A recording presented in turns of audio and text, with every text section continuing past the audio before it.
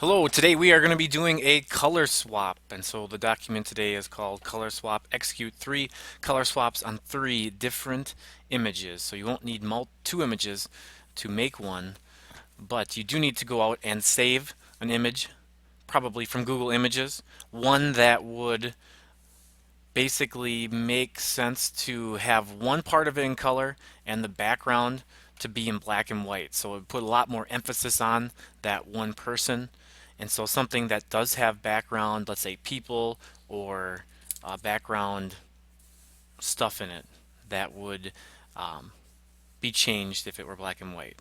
So find and save it, open the image in GIMP. So I have it open here. I'm going to open up this particular one, which I used for other GIMP stuff.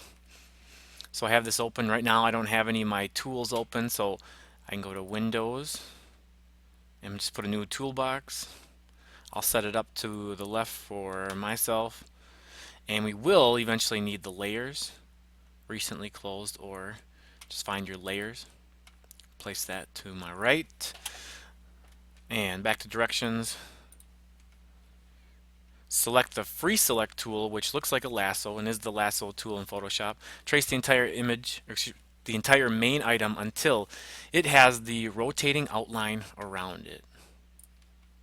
So our free select tool, and I'm going to go a little quicker than you probably should because I'm just going to be for an example, and you probably want to get to working on it as soon as possible and probably wouldn't be affected if it wasn't traced perfectly. Again, you want to make many clicks instead of holding a trace, because when you hold it and you want to go back and undo the last click that you did, you want it to only go back a little instead of having to redo the whole body. If I were holding this the whole time and I made a mistake right now, I'd have to redo the whole thing.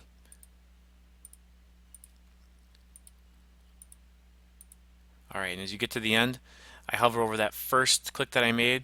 It is shaded yellow, and so when I click on that, I get the rotating um, line around it, which the directions mentioned.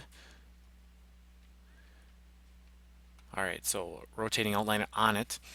Next, copy and paste the item onto itself. Do not paste as a layer. So in this case, it doesn't work well when you do that. So I'm going to right click. It's in Edit, Copy, right click, Edit, and paste. Of course, you can use shortcuts as well. You might not have noticed it, and if you didn't have your layers open, you didn't notice it at all because it added a layer on top. So it's in order here, and so this is on top of the main picture. And for the directions, with your layers panel open, right click on the pasted floating item, click on new layer. This will turn the floating item into a layer.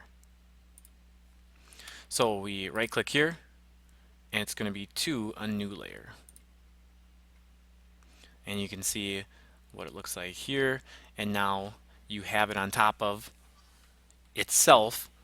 And so from here, we can, in the layers panel, click on the background layer, go to colors, hue, saturation, and turn the hue and saturation all the way down as far as the negative as possible. So here we're clicked on the background before we had the front, so now we're in the back, and we can go to colors and hue saturation. Now here, turn the hue and saturation all the way down. And if you were following the directions just by yourself, you probably would do less steps at one time, but I've done this a few times, so I do a couple at a time. But we're going to turn hue and saturation down. It gives the preview setting right now, which is doing it. And so if we wanted to do that, we'd enter OK. And you can see that it looks like it does work. I did not do a great job in certain places where the background is like the floor here. I'd want it to be perfectly around. I'd take my time. You can even zoom in to do that. And so I have it. and that is all done. Again, if you're while you are clicking and going around it, I should have gone right away into the 200%, and it would allow me to be in more detail. You could even zoom in farther and then zoom back out. If I go really far in, I can get out of the hue saturation, and I would need the move tool to zoom in closer. But overall, let me zoom back out. Here's what we wanted to get done, and you'll do that for at least 2 more pictures or images.